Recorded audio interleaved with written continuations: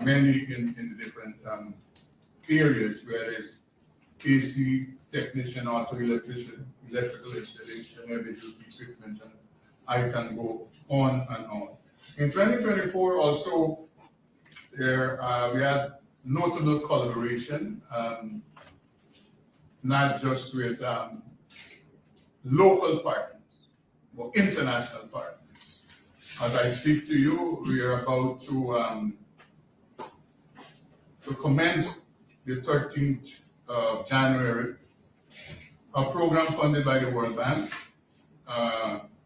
that will be supervised by the Guyana Energy Agency, executed by the Board of Industrial Training, to train 20 women, 2 from each region, at the highest level, to be specialists in solar PV technology. Basically, they are being trained to be trainers. And that program is a 2-year program that will commence, as I said, January, funded by the World Bank. That's following on from a program that was executed by BIT, funded by the IDB, for 75 females in solar PV technology from Region 7 and Region 9. So this is a higher level program than the one that these women did some time ago in Region 7 and 9 specifically. So that is one of the international collaborations. We are also collaborating with the USAID YRE program, program funded by USAID. The intention is to train 90 persons who reside in, I think they're saying not to say at-risk youths. There's a new term. Youths in at-risk situation. So now you don't say youths that are at risk, the youths that are in at-risk situation. 30 will be from Alwise Town, Charlestown area, 30 from the Sophia area, and 30 from the New Amsterdam area. So that's a program also. And then we have an important program that we launched just a week from now. We are asked by G Mining, that is a Canadian company that has bought out gold fields, Reunion rather. So G Mining has bought out Reunion Gold Mines. It's about to establish one of the largest gold mines in Guyana. So at our facility in Bartica, we will train all the staff that will work at this mining site. I think 1,500 in the first instance, Richard. That is for the preparation and development of the mine. And then after the development of the mine, I think 2027 or 2026, we will continue to train all the people who will work in this mines, whether it's heavy duty equipment operators, welders and fabricators, electricians, and so forth. So that program will start very shortly. And the focus primarily is on people from the region. It's in 7, both males and females. And we have also now upgraded BIT training program to online interaction in collaboration with Coursera. And so far, we have had 609 learners invited to the platform. 253 of them, they have joined the platform. And we have 195 persons enrolled in courses. So normally BIT program, we have a life skill part of it before they enter the technical area to be trained. where we do remedial maths, English, and those kinds of things. So the Coursera platform it's an elevation regarding how we dispense training to our trainees beyond the practical program that we train in. We have been collaborating over the period also with the disability community. So 60 persons with disabilities were engaged in 5 occupational areas of training in Region 4. That is 30 males, 30 females in the area of computer and small electronic repairs, data analysts, general office administration, JAV and ICT training and website development. So that is we have been doing that continuously over the years. An important addition to our training program is fiber optic cable installation technician. And just to say that last year we have been able to execute a program funded by GPL, where we train 18 of their technicians who are now capable of dealing with any disruption of their fiber optic cable across the Demerara River. Before those 18 persons were trained, if you had a disruption of the cable via boats or whatever in the Demerara River, they had to bring people from overseas to repair the fiber optic cable. Today they don't have to do that because we have been able to train 18 of their technicians who are now qualified to do that job. Apprenticeship program, 250 apprentices were engaged over the period. That is Region 3, 4, 5, 6, and 10. Partners are Gaisuco, Bosai, Guyana National Industrial Company, the Kokwani Utilities Company, and the Demerara Harbour Bridge. Whilst I speak to apprentices, I would urge private sector companies to get involved and participate in the apprenticeship program. I would say boldly and frankly that the private sector is not supporting apprenticeship program the way they should be supporting, and I can say the private sector. Apprenticeship program is not a cost to a company. It's a benefit to a company, where they will be able to have model employees that they want trained in their company. And so we urge private sector companies to give some more support to the apprenticeship program. So that is what BIT has done. If we go to the Occupation Safety and Health Department, so for the period, the Occupation Safety and Health Department continued to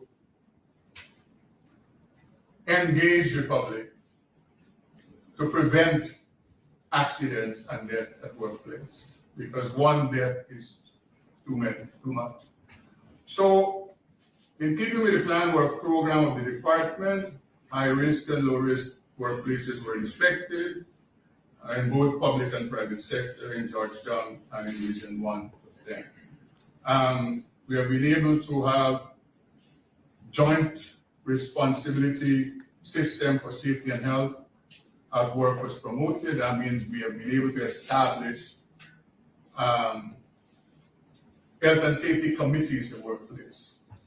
And the law says that once you have more than 19 right missing employees, you must have a health and safety committee. So the public who are listening to me, I hope you have one.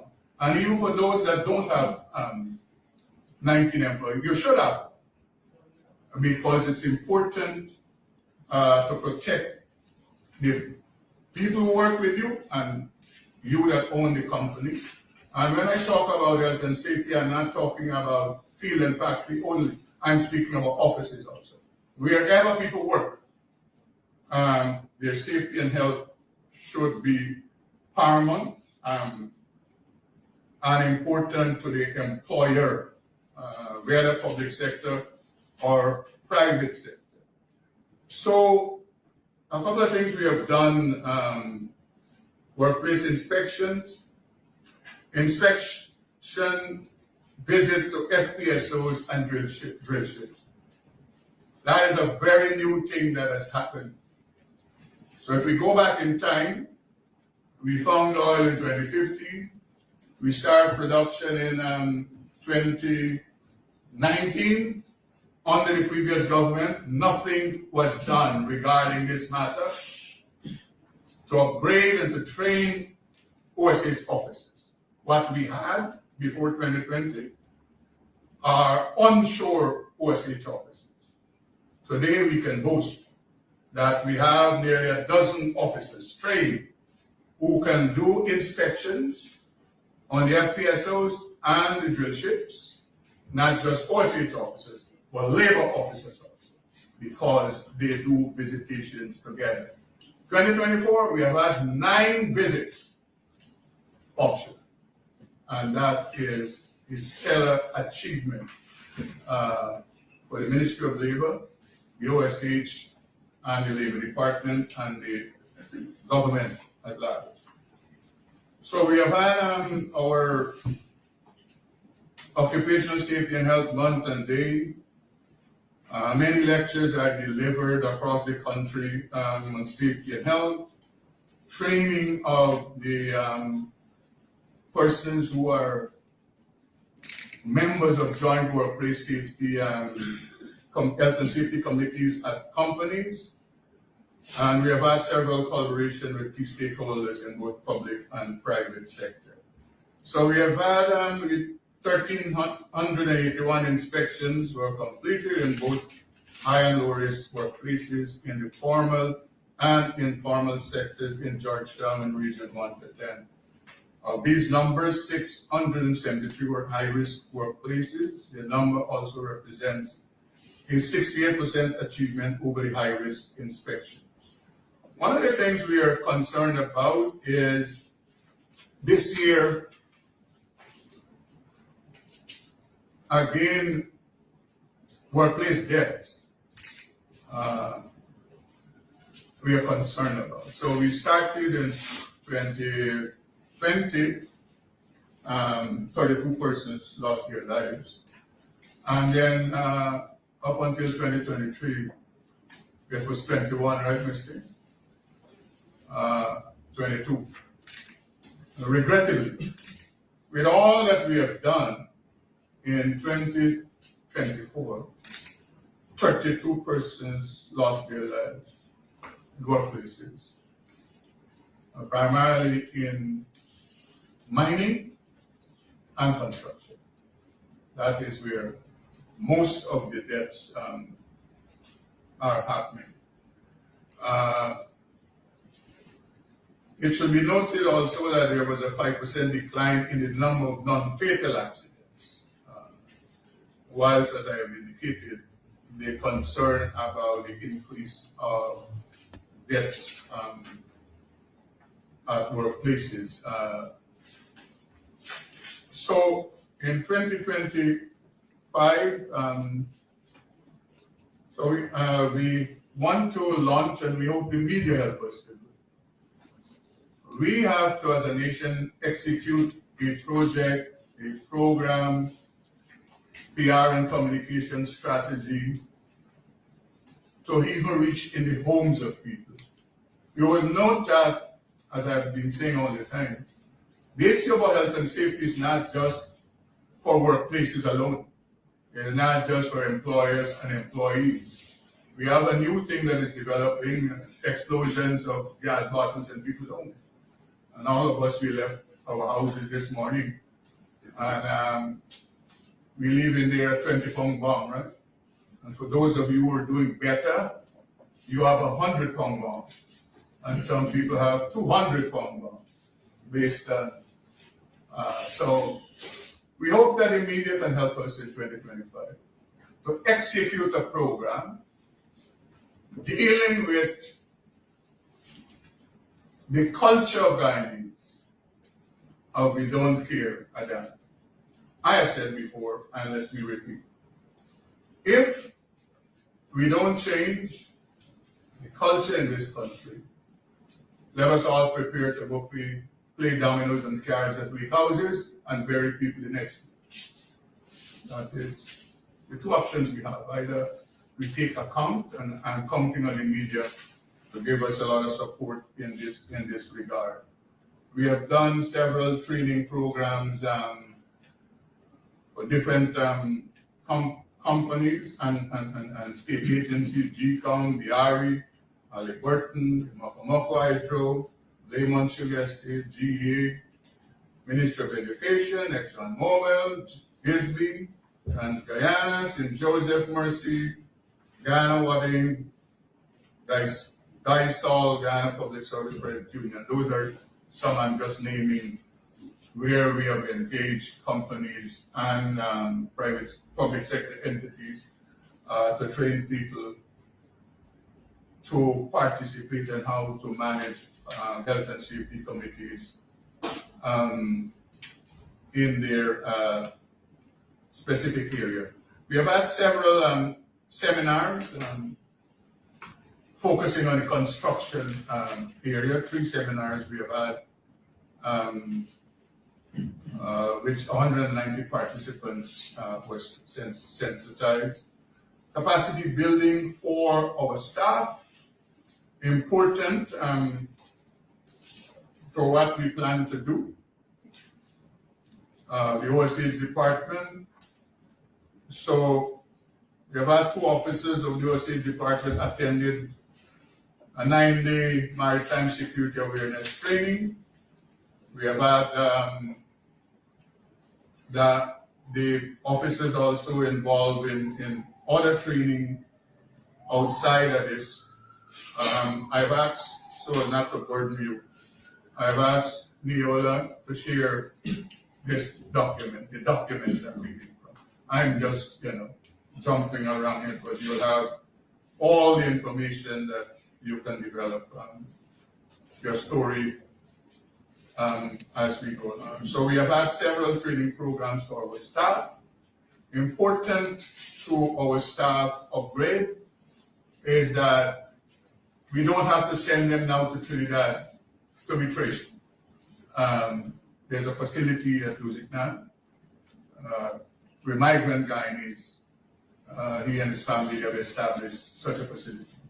So now we can have more staff trained because it is less money to train them, so we can train more. I mean, we have been doing that as we go along. We have had several outreaches, speaking to people about occupation safety and health. Registration of industrial establishments. We have had 421 registration certificates were processed over the period, and 276 of those were renewals, and we have had 155 new applicants.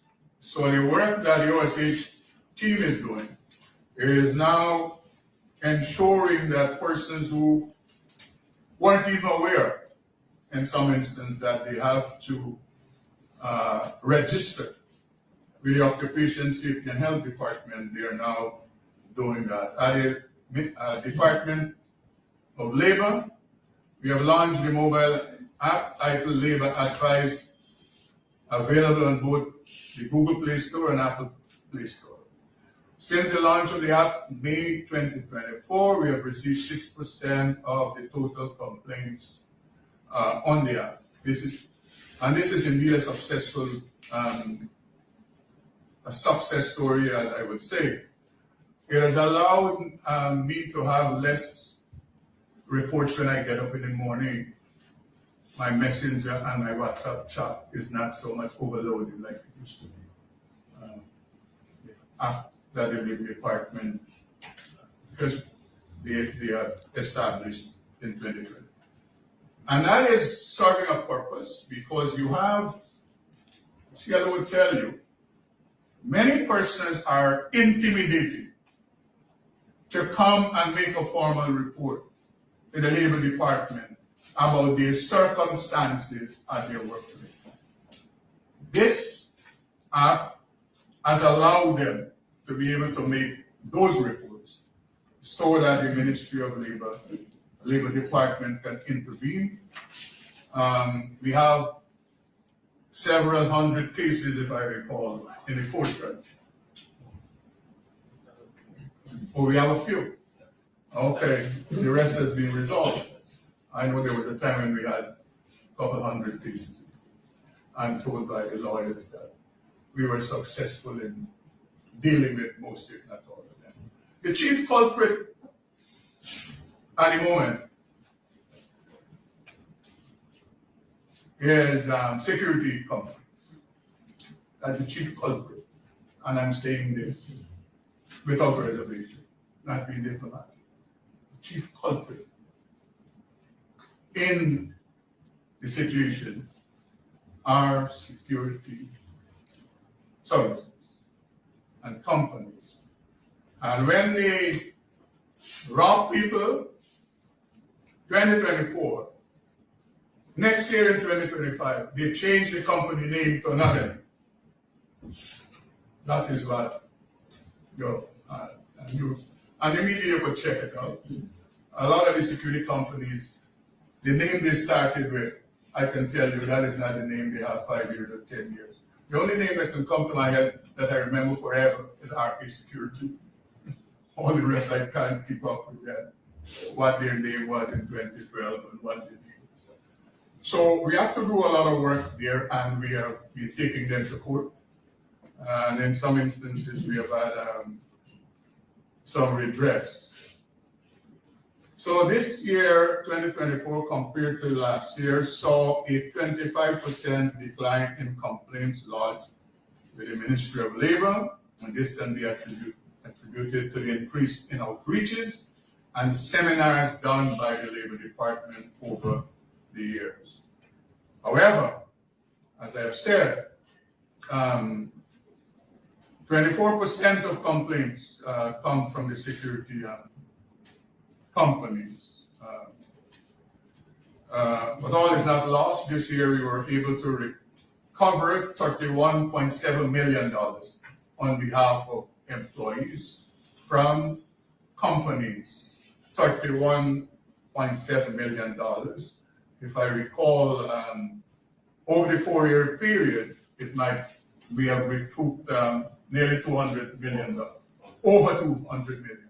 So in 4 years, through the deliberate effort and work of the Labor Department, we have been able to recover over $200 million for workers from employers across this country. Labor inspections continue during 2024. Seminars were conducted, providing information and practical guidance on labor laws and international labor standards, along with the rights and obligations of both employers and employees. So the department conducted a total of 14 seminars in 2024, at 55% increase in the number of seminars held when compared to 2023. The seminars witnessed participation of 538 businesses across Guyana that employ 28,481 workers. So we have seminars in labor law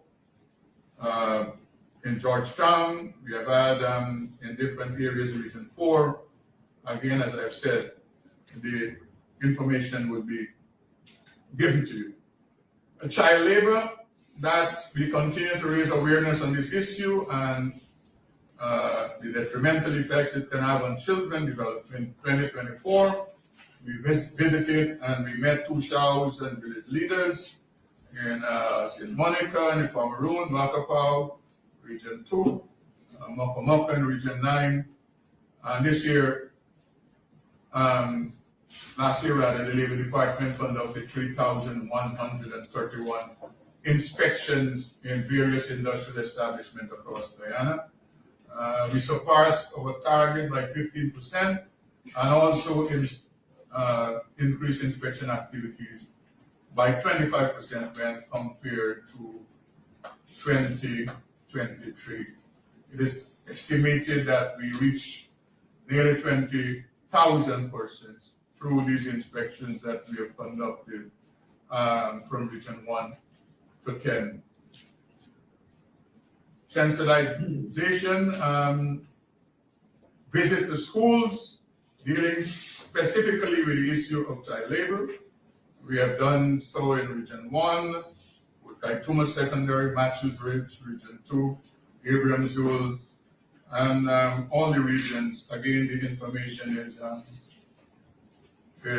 in the document that you will receive. We have done outreaches also in Oriala and Siparuta. The Central Recruitment and Manpower Agency,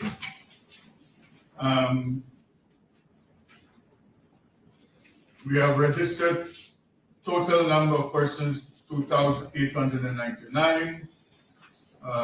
We have 746 vacancies we have received from stakeholders. You know, we established the job bank in March of 2023. We have some 300, if I remember, Ms. Grant, companies that are registered in the job bank, although that is free. And we have several thousand persons who are registered on the job bank. We were able to place 159 persons in employment over the period 2024. We have done several visits, that is CRMA, in both public and private sector agencies in order to expand partnership and promote the department. We have done several training programs for people seeking job readiness programs. Yes, where we counsel and give people adequate training who are preparing to go into the job market. Important to all of this, we want to do a program this year in conjunction with the Ministry of Education. My assessment is that large percentages of our children that are coming out of secondary schools with all the fantastic grades, CXCs, they are unprepared for job market. No fault of theirs. We are not preparing them for employment. And therefore, we have to do a program where we go into the schools with the Ministry of Education and have seminars with fifth form and sixth form students, preparing them for the work of work. They are not prepared. I can tell you, I've seen applications with no signature.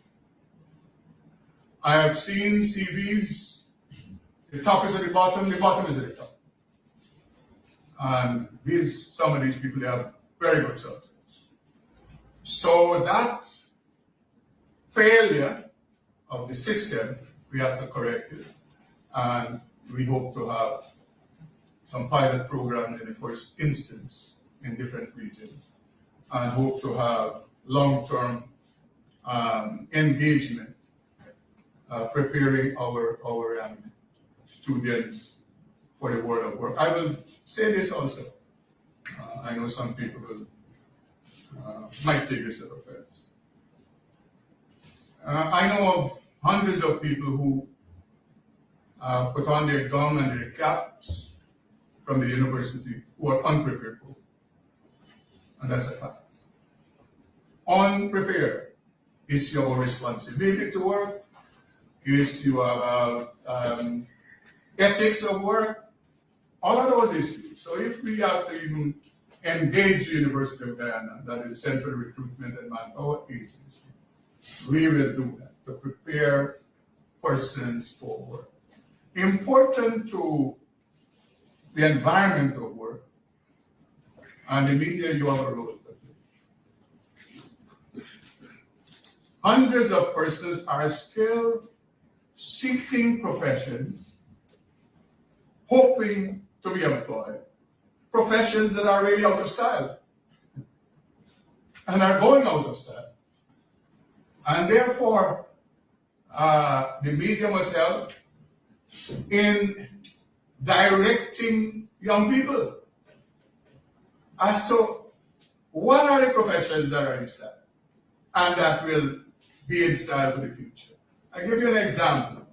The Chief Labor Officer, and together with ILO, we did a study in the oil and gas industry. 11 most important jobs, oil and gas. And I can tell you, most of the things people study at the university, they were not in that industry. Importantly, the second most important job was occupation safety and health and environmental. That was the most second. Jobs like logistics management and those kinds of things. So we have before us, we have to direct the school system, the media got to help, we will help here at the Ministry of Labor, to prepare the type of labor force that is needed for now and the future, not the past. And so we can help young people stop getting frustrated and going on social media to say that they graduate 2 years now, they can't get a job. So I think I need to say that.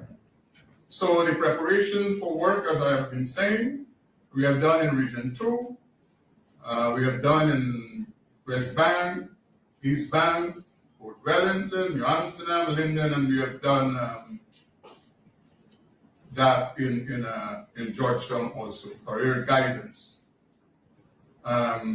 Issue of work ethics I have been saying, and we have done several sensitization outreaches across the country, as I've said. So the Co-op department, two important projects, and we have to continue those. One is the graduation of friendly societies to become co-op societies. Important to Guyana, and ensuring that we are not red flagged by the AMLFCT, that's the thing, right? Still. Money laundering, as we call it loosely. The co-op sector is an important arm regarding the issue of money laundering. And when the AMLFCT people doing review, okay. Because it has been proven internationally that NGOs / friendly societies are conduits for money laundering, are conduits for terrorist financing, and therefore that is an issue that we have to deal with, and therefore the co-op sector, we have to bring everybody up to line. A friendly society is what it is. It's a non-profit. Once you talk about you will make profit, you're not a friendly society. You have to graduate to become a co-op society. And that is what primarily in the logging area in region 6 and 10, we have done work there to have many of these societies become co-op societies. Another important project is this one. If you take East Coast Ideals for the media and listeners, there are 16 co-op societies on the East Coast between Micah and George and Collinsville. 16 of the villages are co-op societies. Melody Damishan, as you call it, not all big expansive, is a co-op society. The Dazzle scheme, as they call it, behind Annandale. So there's 60. Now, what a co-op society is, I'm talking about housing co-op. So let us take Melody. What they have there is a block lease to the co-op society. So all of the people you see there, or most of them, that have houses that cost $100 million, most of them, their property are useless to them because they don't have an individual transport or title that they can go and take to the bank as collateral to borrow money. And so, in conjunction with the AG Chambers and the CHP Ministry of Housing and the co-op department, the government policies to ensure that every person that lives in a co-op scheme, we work with them to ensure they get their individual transport and titles so that they can use their property to do things that they cannot do anymore. I know there are some political noises around. Some people have accused Hamilton and the government of trying to disband the co-op societies, whatever that means.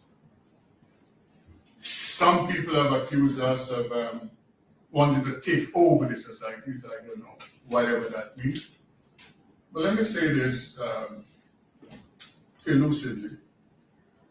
The work that we have started as regards ensuring every resident who owns a property in a co-op scheme having their hand a transport or their title, we will continue that work. We will not be dissuaded by political gap, because at the end of the day, our purpose and duty is to serve. If you follow the news, you media people, you would know that we have already made available across this country, in different regions, available to people their transports and their titles in these co-op schemes, and we will continue to do that. Whether the co-op is dysfunctional, whether it is working or not working, whether some family take it over, I have no interest in those matters.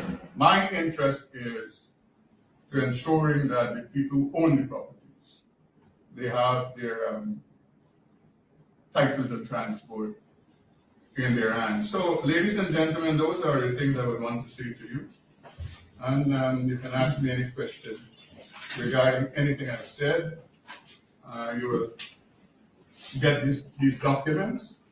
And subsequent to this press conference, you can call me and ask me any follow-up question regarding what we have done in 2024 and what we plan to do in 2025. Thank you very much. Thank you very much, Minister. We'll take questions, and normal protocol, you identify yourselves and which media entity you represent. This young man's hand was up first. Yes, sir. Good morning, Minister Milton Granum from Starbuck News. Can you say if the ministry is planning to convene any tripartite talks on the national minimum wage in Guyana? I have several questions. Okay, the first one is we are about to have the tripartite committee first meeting, right, CLO? The names have been submitted, if I remember, right? So It's just to say that the tripartite committee is not just to discuss minimum wage. The tripartite committee has to do with the holistic nature of labor relations in Guyana. Important for your information is that right now we are working on a decent work country program. And the tripartite committee was very much involved in all the engagement with the ILO. So that is only one issue aside. Issues about training and development of workers. Issues about human development of workers, the role that labor must play in ensuring people get proper education, proper health care, proper housing. All of those are issues that for the tripartite committee. So are there any plans to talk about the national minimum wage? No. The minister, it is a tripartite committee where that matter will be discussed, where the matter to be discussed is reside, not the minister. The Ministry of Labor is just one angle of the tripartite. So I couldn't say to you whether that will be an agenda item or whether that will be the priority item. When the tripartite committee meets very shortly, they will take it from there. What I know, the chief labor officer was engaged. He has been engaging and he has been able to get the names from the labor sector and the business sector so that I could have submitted it to the relevant authorities about the persons who would be in the tripartite. And over the 4 years that you have been the Minister of Labor, has the ministry recommended that any employee be charged in relation to the debt, any employer, be charged in relation to the debt of an employee at the workplace? So we're discussing fatalities at workplace. Correct. Was any person charged during the? Any employer? No. Oh, I'm sorry. I'm sorry. Ms. King is correcting me. What I know, yes, Ms. King. We had in forest the sound, not death as such, but serious Injury. forest the sound. Sorry. I think the young man was asking specifically about fatality, and that is what I was responding to. See, What we have had is investigation, recommendation, continued review of these places where deaths have occurred. The head of the OSA department saying charges were filed against a company regarding a serious accident. so it's just one for serious accidents and none for fatalities, but one for serious accidents. Okay. Also, can you say, is the ministry engaged in, the ministry is engaged in many training, does the ministry have a way of tracking these persons who are trained, ensure that they're employed in these various sectors that they're trained in? We're discussing now Board of Industrial Training. No, we're talking now about Board of Industrial Training. Correct, yeah. Yeah, right, you have to tell me when you move from one department to the next. All right, so I know, yes, this young lady here with the red is the M&E officer.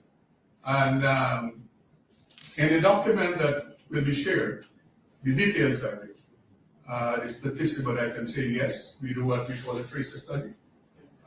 Because for us, it's not just training the person, it's to know what has happened to the person after we have trained them. And if you follow our pages, and if you follow people who have been testifying about how their lives have changed after they were trained by the Board of Industrial Training. So the information is here about the tracer. And lastly, is the ministry considering, is paternity leave something the ministry is considering? The issue of paternity leave is not a ministry matter. That's a national policy. It's like people say to me, Minister, when are you going to raise the retirement age? That's not for the minister.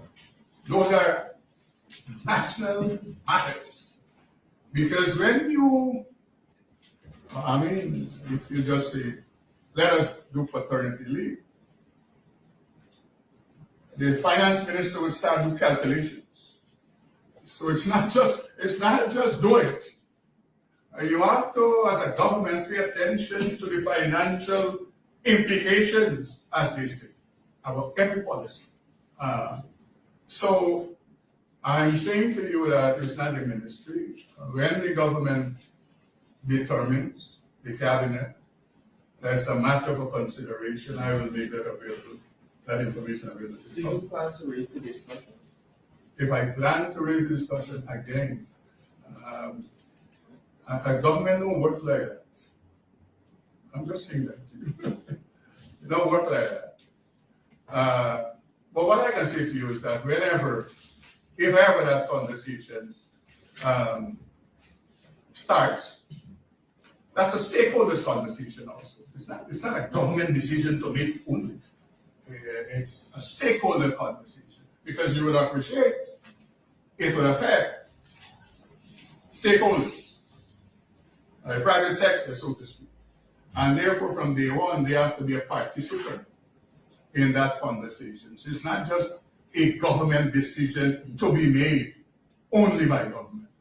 These are important national matters that I believe national conversation should start. And let me say this, if a conversation is important regarding national development, any stakeholder could start a conversation, not just the government.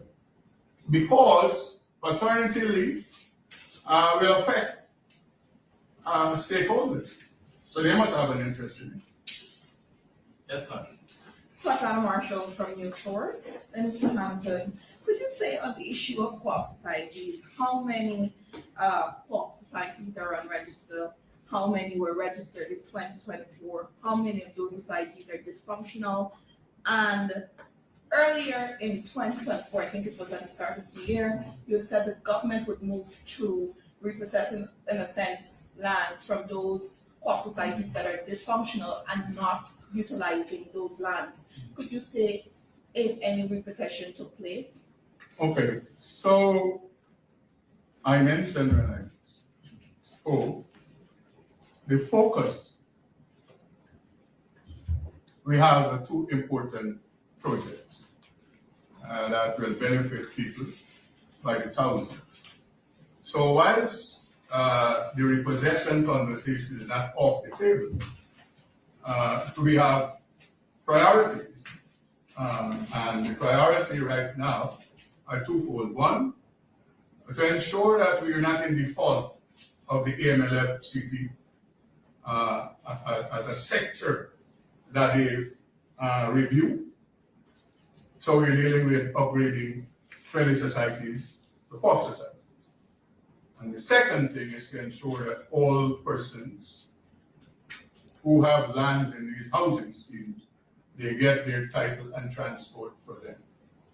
The issue about the repossession, it is not the Ministry of Labor, the Co-op Department that will do the repossession.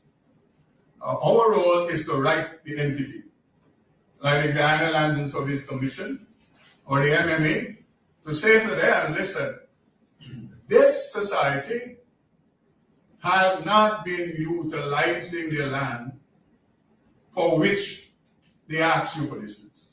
That is our role. As regards the repossession, that is in the hands of the entity. We are just to alert them to the fact. Because when people go to Lands and Surveys or M&A, they go with a work plan, right, Pancho? A project. They say, I need 100 acres of land to do this, that, with a work plan, the financing of it and all of that kind of thing. And if they, and therefore the lease is given to them based on that.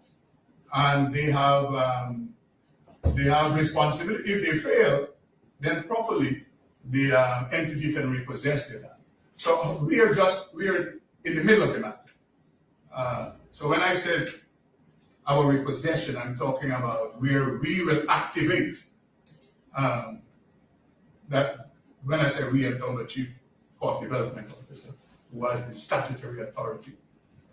Will activate the mechanism for repossession. But still on the table. Yes, but I also asked about the, what percentage of the crops are dysfunctional? That information you can get, I think part of it is in the document. Yeah. But you can get that information from the Chief Crop Development Officer.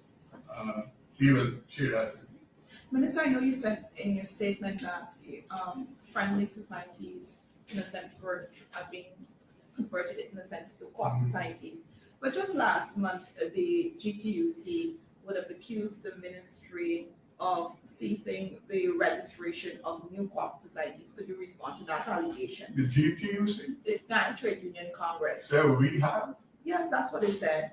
Has ceased registering new co-op societies and has taken a decision to take over administration of the same land, co-ops with land and finances. okay, I know. no problem, thank you. I heard the GTUC says, they said this, that Hamilton, BBB Civic is seeking to dispossess people of African descent of ancestral lands via disbanding co-op societies. Then you listen to that. For people who don't know, they will believe and think that only people of African descent are in co-op societies. Okay? And that is not so. I'm just trying to frame. I'll answer you in a minute. The people who are saying things. So, co-op societies in this country are managed by people of all ethnic groups in this country. That's the first point I want to dispel. This notion that when we say we will right to repossess, this notion that the only people who will be affected are people of African descent is just total foolishness. The number 66 Co-op Society, Rosignol Co-op Society, the one at Kanji, I could read them out. If you go into the hinterland regions, Region 9, Region 1, I can go on and on. So that's the first one. Now, the GTUC, they have said, according to what, that we are seeking to take over management. The law gives the Chief Crop Development Officer the authority to disband co-op societies and establish IMCs. So if he does that, there's nothing illegal. IMCs is allowed for in the Co-op Act, Interim Management Committee, and we have done many of those, and we have worked with co-op societies and then give them back to the society. One such is the one at Linden that people accuse me of taking it over to give over to PPP, the LUCSL. And I like to say this thing. They have it there managing. We work with them. The one on the Ivy, again, we were accused of taking over all the land to give over friends and family at Kurukuru, or they call the New Ivy Co-op Society. And I can go on and on. So the point I'm making, my dear residents, when you hear these characters say things, you have to validate it. Because they say all kinds of wild things. Our role is to ensure that, and let me say this so that people understand. All lands that are leased to co-op societies belong to the state. Somehow people will think that this land belongs to these people. The lands were leased. It is state land leased for specific purposes. Like you do that to people in the agriculture sector or the forestry sector. The Ghana Forestry Commission, they have leased large swaths of land for you to do logging. So the lands that are under the control of co-op society, they're still owned by the state. And if you take it to do what you say you're doing, and doing it in 10 years, 20 years, whatever number, the state is duty bound to repossess their lands and put it to beneficial use for the people of that. And I make no apologies, sir. Have I answered it? Yes, Minister. Moving on to the workplace accident fatalities.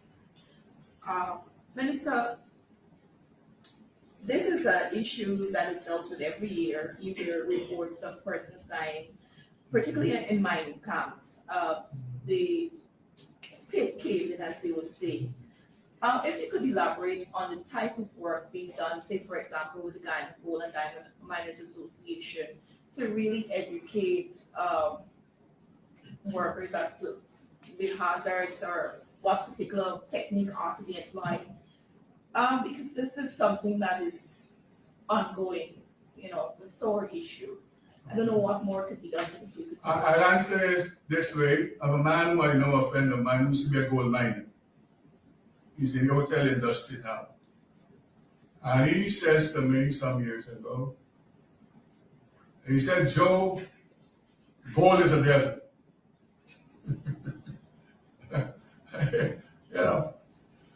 And I'm look, Ms. King will tell you, Ms. Chief Labor Officer will tell you, the amount of work we have done and continue to do.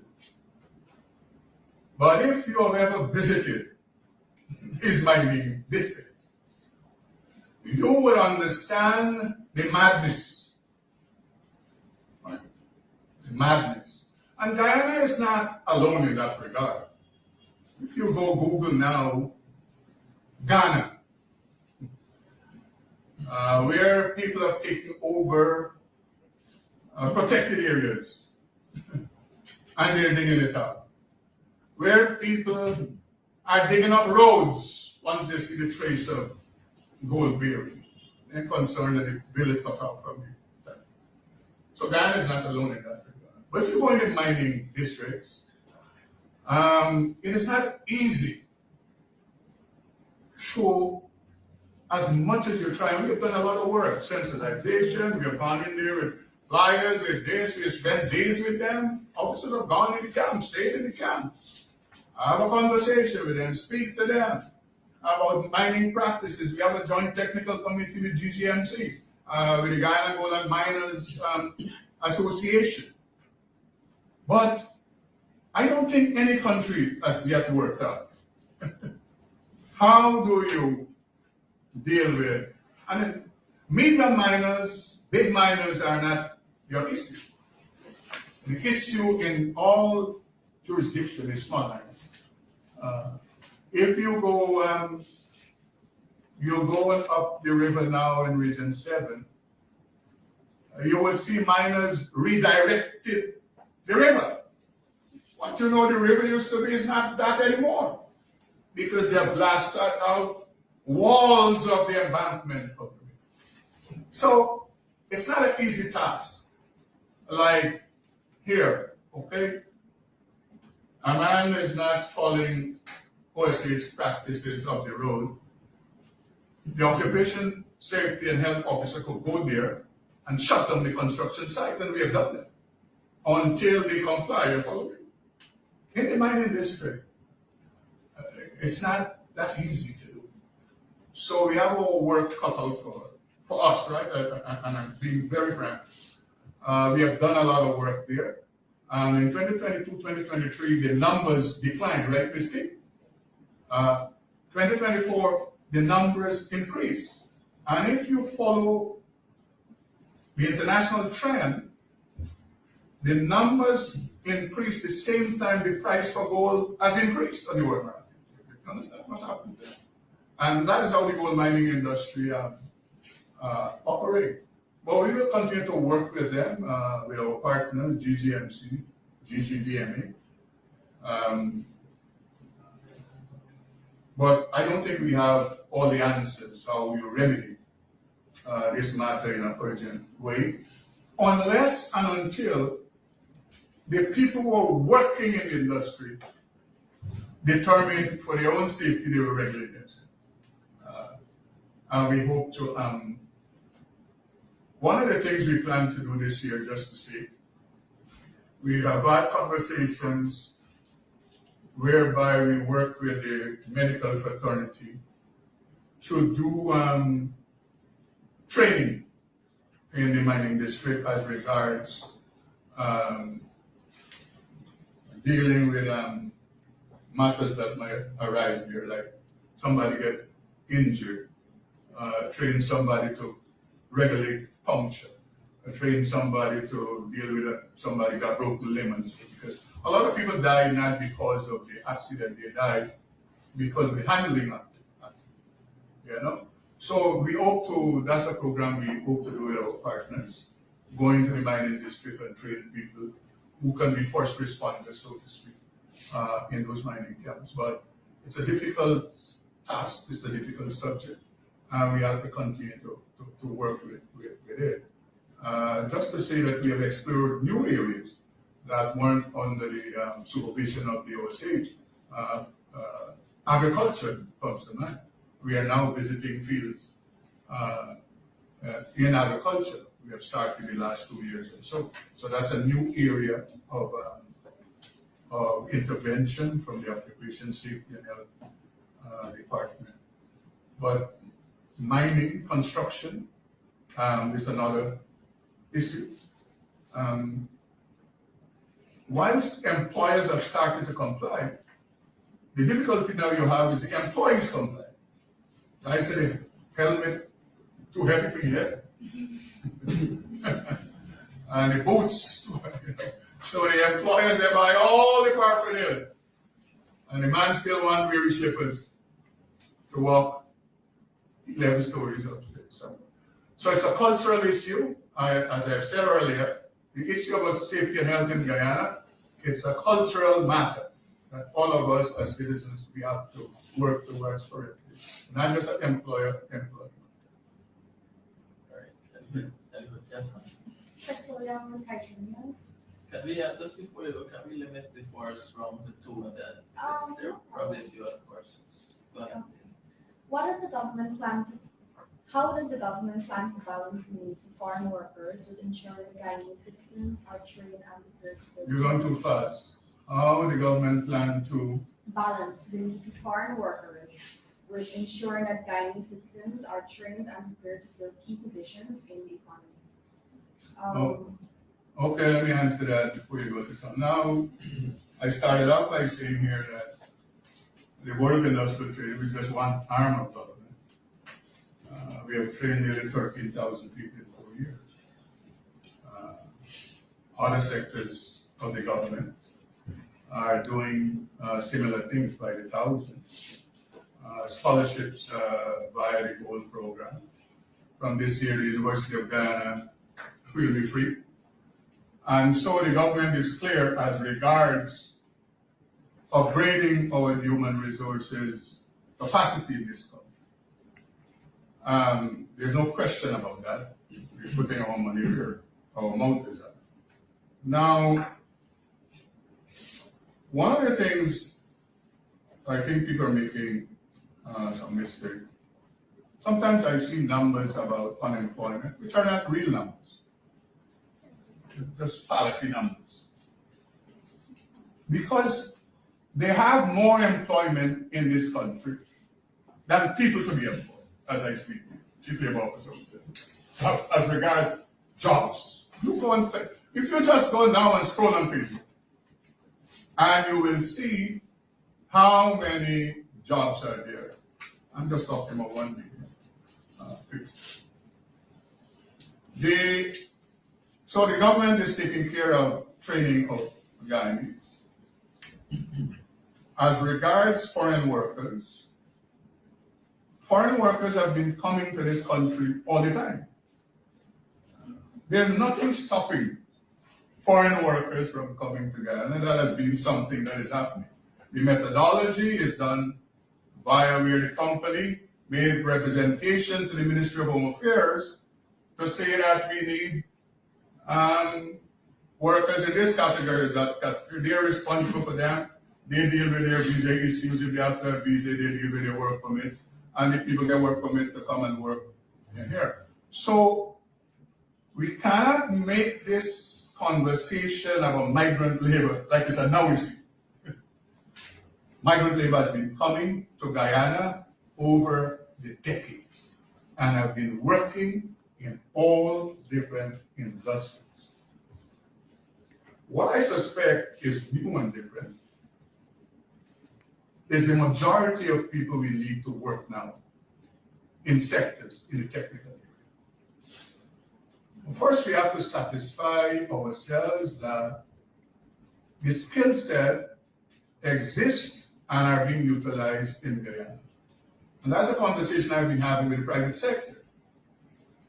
So private sector person say to me, they need 10 welders and fabricators across the river. I said, we have just graduated 10 in Linden. You answer the question first for me, how they will be accommodated, and then we can move on. And so, internally, I heard the Vice President said a couple morning ago, GMSC, that we might have to put some incentive into it to ensure that first we deal with internal migration to satisfy jobs. Regarding the question I think you really want to ask about bringing migrant labor into the country, that's a conversation that is happening. Some people are of the view, different views on the matter, how it should be done. The Chief Labor Officer will tell you we have been consulting the ILO and partners for guidance as to how this has happened in different jurisdictions so that you have it in a controlled way. You know, in North America, they have the seasonal program. So that we have to work out as a nation. That's again, the stakeholder conversation. How you do it so that it don't affect negatively the Guyanese population. But until we reach there, the methodology for migrant labor is still the same as it has been over the last several decades. Secondly, what policies are in place to mitigate the negative impact of brain drain and encourage skilled professionals to return to Guyana? I'm not hearing your thought. What policies are in place to mitigate the negative impact of brain drain and encourage skilled professionals to return to Guyana? Okay, so people talk about brain drain, and then for me, when you say that to me, I have to bring some numbers. And that's missing from this conversation, you know. Everybody talk, I mean, as a government functionary, as a minister, I can talk about hundreds of people who I know have come back to Guyana to work. And that's a fact. I mean, hundreds of people who are now building houses who used to live overseas. Or, so people talk about it brain drain, I would say, but we cannot have a conversation about brain drain until and unless we have the numbers on the table, definitive numbers. First one. Second thing is, when the brain drain conversation is happening, somehow people make out Guyana to be a unique place, when it's not. Check around the CARICOM countries. You would see Jamaica screaming about losing all their nurses. You would see Barbados about their teachers. So the issue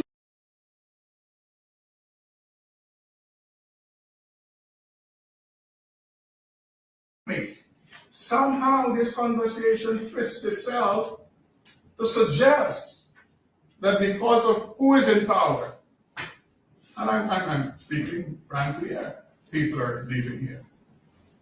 Whilst people are leaving, people are coming. And this government will not put limitations on people to travel. It's a free country. People want to travel. But the government has removed those, we used to have an airport there for teachers and so on. Yes. Where you put people travel, we have removed that because we want a free society. So you can go and come back. So, my dearest, the issue about brain drain is happening in a vacuum.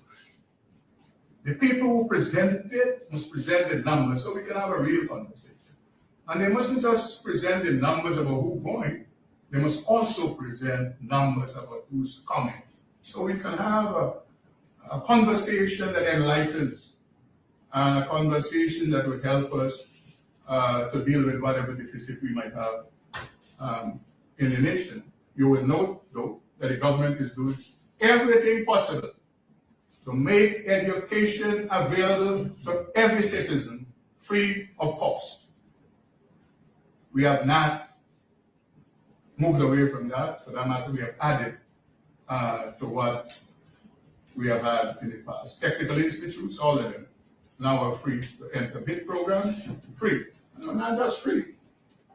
Everything they use in the program we make available to them. So the government is doing its work. Yes, sir. Good morning, Ms. Amazon. Kelvin Williams from Ghana Things. Last November, it was reported that the Bureau of Statistics would have recommenced the Ghana Labor Force Survey. Could you provide an update on the status of this survey? So the chief labor officer will speak about it more. But the point is, look, the labor stats and Bureau of Statistics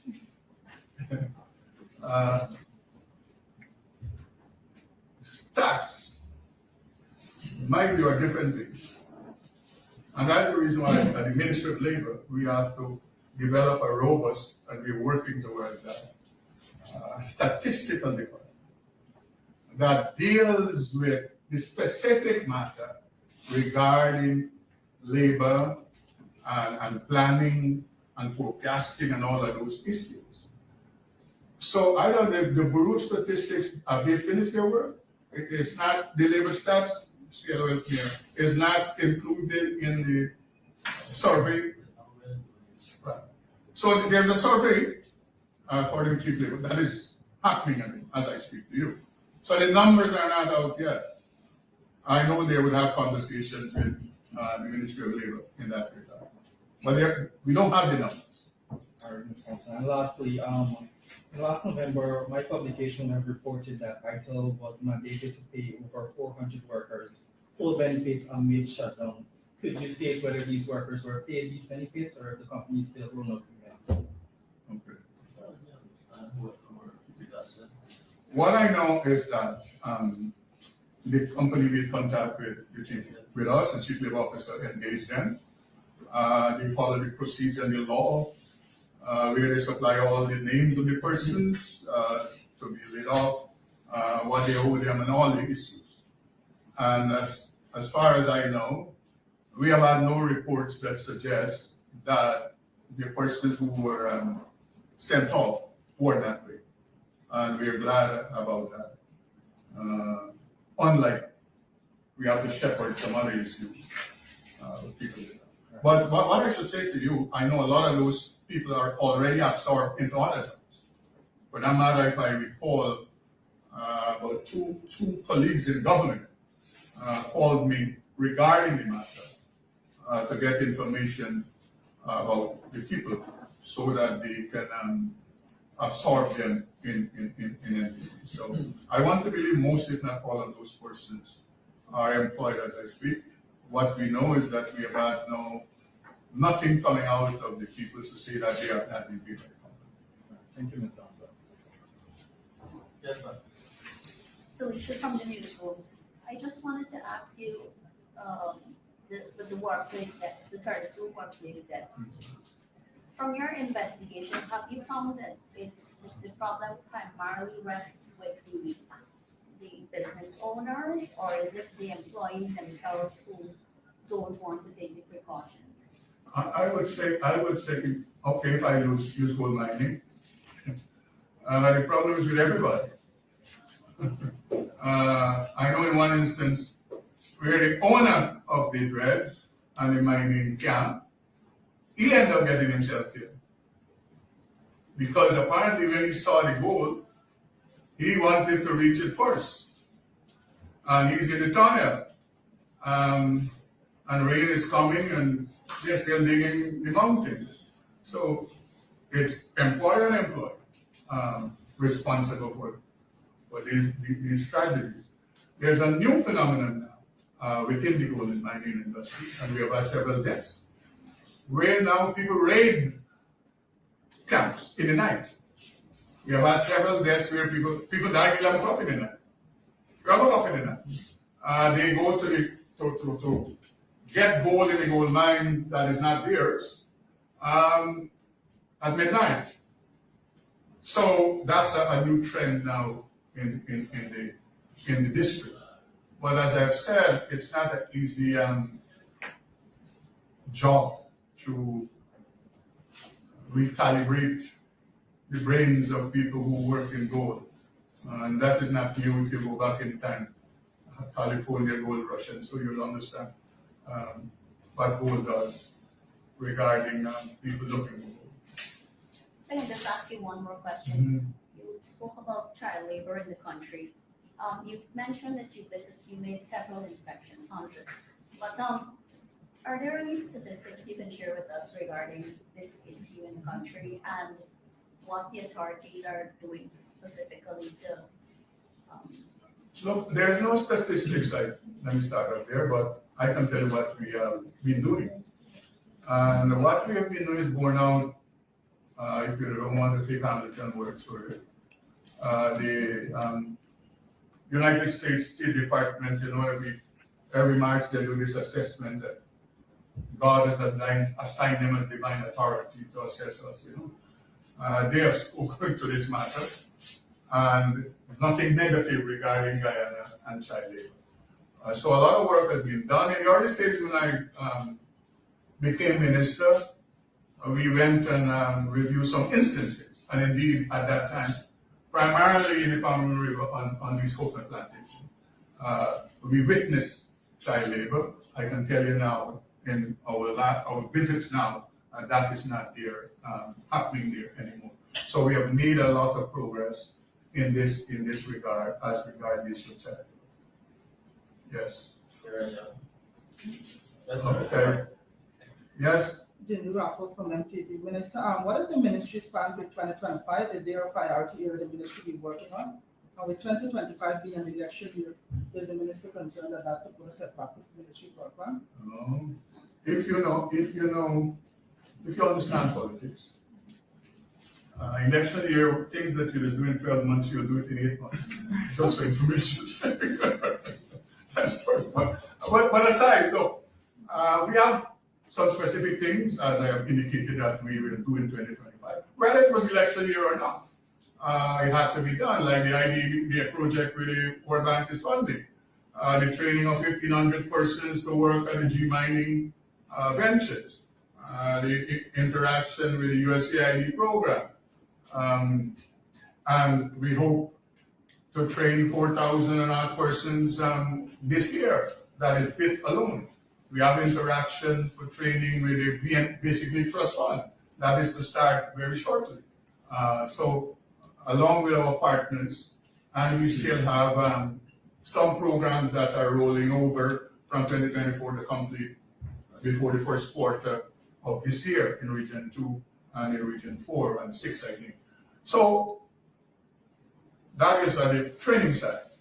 The other departments will continue to do what they have been doing, and they have budgeted to do more in 2025. And let me say just finally, look, on this matter, look, when you're assessing the Ministry of Labor, if you don't take into consideration that between 2015 to 2020, there was no Ministry of Labor, you will not really appreciate the work we have done. Because we had to reestablish a Ministry of Labor, we had to build structures, we had to expand this ministry, and we had to give service at the same time. And we have done wonderful. I can make that boast on behalf of all of these employees. Yes, the lady with the red. You're the last person. Minister, you said the ministry trained 12 officers to inspect drug ships and the FPSOs. Could you provide us with a synopsis of the findings coming out of those inspections? And could you say also if the ministry would have received labor-related complaints coming out of the oil and gas sector? So what amount and what are the primary concerns? Okay, I saw reports from their visits. Ms. King could share that with you and the chief labor officer from his side, because they have submitted reports to their head of department, so you can get access to whatever, summarize. So, right, that is available. Their observation and what they plan to do in the future. As regards the oil and gas sector and complaints, in 4 years, no one has brought a substantial complaint that we could validate out of it. Yes. I hear a lot of comments by the media, primarily the cultural news, about how people are treated. But the system don't work that way. Because your lawyer, as Thomas would tell you, the CLO is a lawyer himself. They are allowed to charge people and take them to court. How do you take the person to the magistrate? You have to carry evidence there. It can't be he said, she said themselves. And that's why I say to people, your problem cannot be resolved by a front page article in a newspaper. It can only be resolved when you make a formal complaint to the Ministry of Labor that allows for these officers to investigate and to deal with the employer if they're recalcitrant. And it's the same thing. I've heard a lot of things.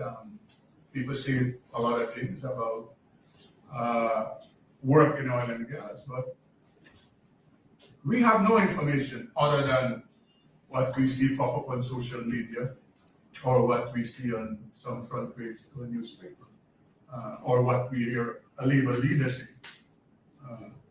Once we get the type of information, I can tell you we will intervene, like we have intervened in so many instances of corrected matters.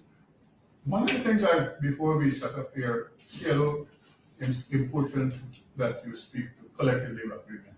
That I skipped it here. Yeah. Okay, so in 2024, the ministry come to sign, and listen properly here, 34 collective labor agreements. Never happened in this cooperative Republic of Guyana. Never. And this represents 50% increase from 2023, when only 17 CLAs were countersigned.